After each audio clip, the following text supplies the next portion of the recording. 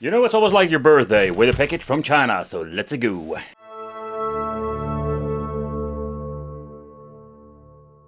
Hey guys, welcome back to the channel. It's awesome that you're tuning in. So in this video we are going to take a close look at maybe the next generation of Super Console X devices. Yeah, they are basically abusing this name because there are so many devices that are now named Super Console X or Gamebox. So inside the box we're going to get another box. But then we're going to get, with this basic edition, we're going to get the Super Nintendo controllers. Yep, they are still selling them. And inside here we're going to get the deluxe toilet paper manual with some good explanation how everything works. And here you can see, like, I must give them some extra credit for that. And if you need to reconfigure of when it comes to the controls, stuff like that, you can find it all in the manual. So then we're going to get ourselves like this converter. There's nothing in it because the SD card is already inside the console itself. Before we're going to talk about the Super Nintendo controller that came in this kit, also you can choose the option for a PlayStation Fake 2 controller. Take consideration that depending what kind of model, you have different kind of sizes, but also when it comes to controllers. But let's take a close look at the Super Nintendo one.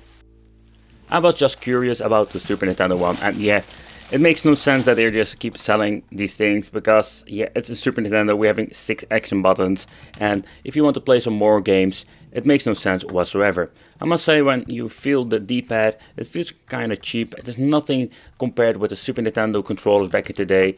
The shoulder buttons feel okay, the ABXY, same story, but we do get the select start rubbery buttons. First impression is that this thing is really bad, like the D-pad, oh man, it is not responsive, and somehow like it gets some weird inputs that my little gimlet go all nuts.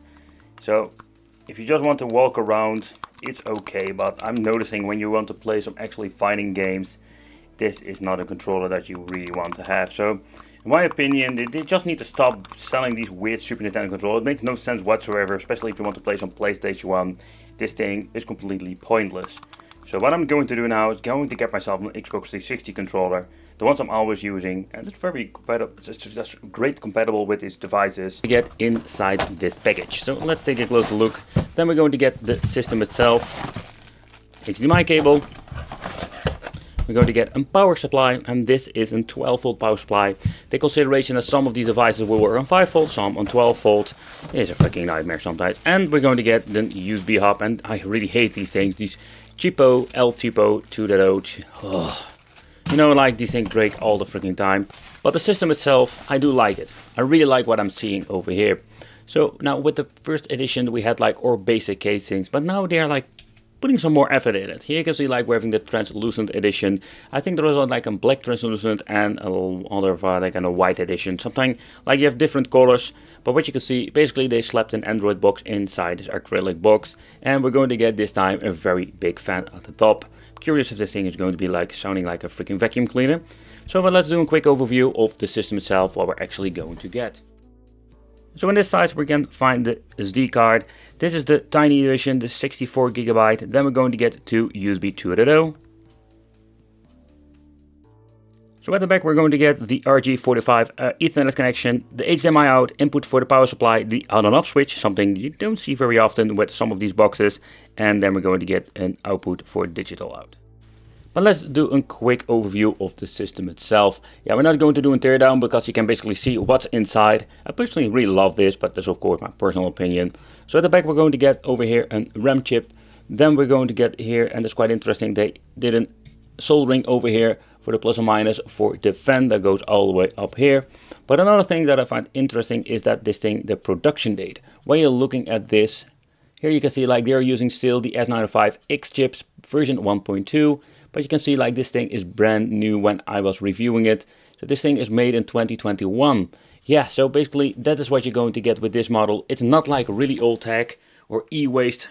No, it's like actually like a new product that they slapped inside a casing. It's quite interesting. You would expect that they're using old parts.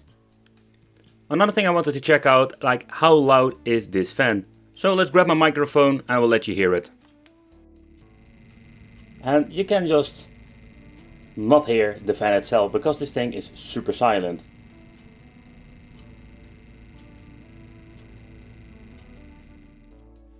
But okay, so what are we going to get with this device? So basically what you can do with the ME-LX side, it runs on 3.9, is a little bit of an older version now.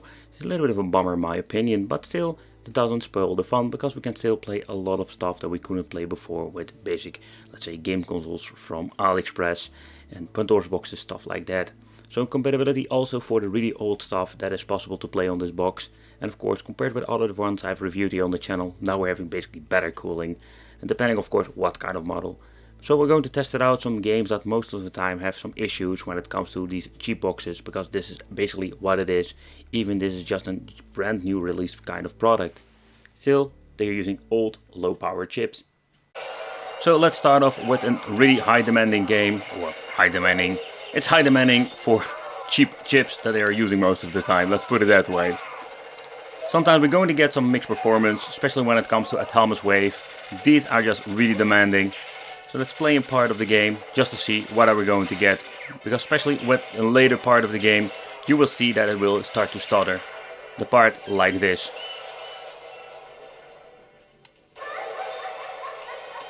So where a lot of these Super Console X devices have issues, this one, you can just hear it that it struggles. It struggles getting this to work. Maybe with some tinkering with the MLX you can get some better performance. But most of the cheap devices we have reviewed here on the channel have the similar issues.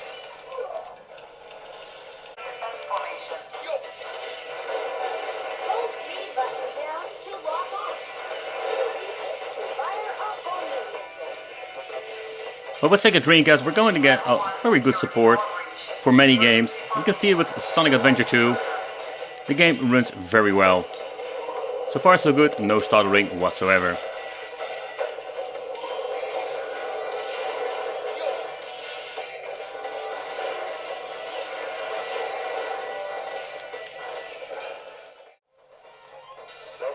Okay, next up, let's try some arcade. Take consideration, these boxes don't run Killer Instinct. I like the really demanding games, or Tekken Tag, stuff like that. So you're basically limited to Mortal Kombat.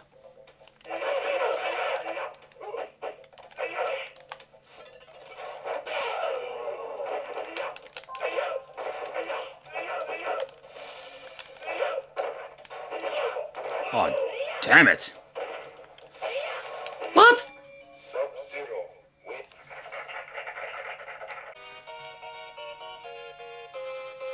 And what I really like about these Android-based boxes is that the emulation for Sega Mega Drive is like excellent. In my opinion, spot on.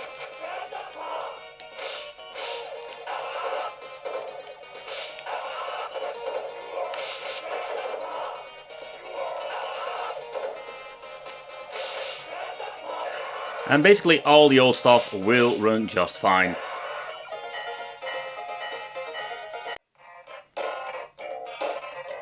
But when it comes to N64, yeah, this is just a system that will always struggle on these cheap boxes.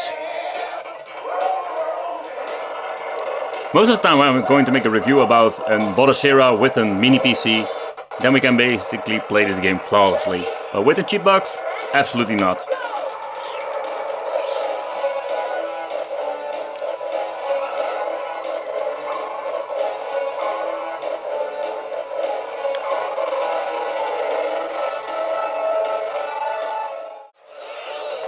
But with N64 it is not always that bad. These cheap boxes will run most of the games on just native resolution. They will look okay, but it's not the best. Of course, if you have more juice, we can basically play it on high resolution and we're going to get better performance.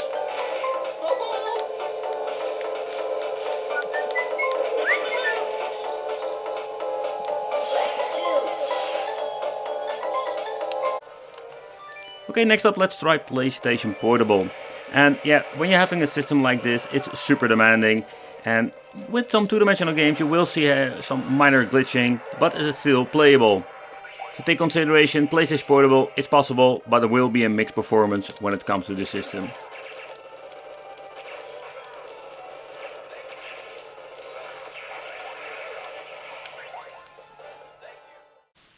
So when you're looking at the Super Console X line, it's going to be in jungle of different models. And this one is no exception when it comes to having low power chips. I must say the performance, it's quite okay. You can still play a lot of different stuff on it. But again, it's new in different ways. For example, that we're having, in my opinion, a better looking case, and we're having a fancy fan, and we have a better cooling.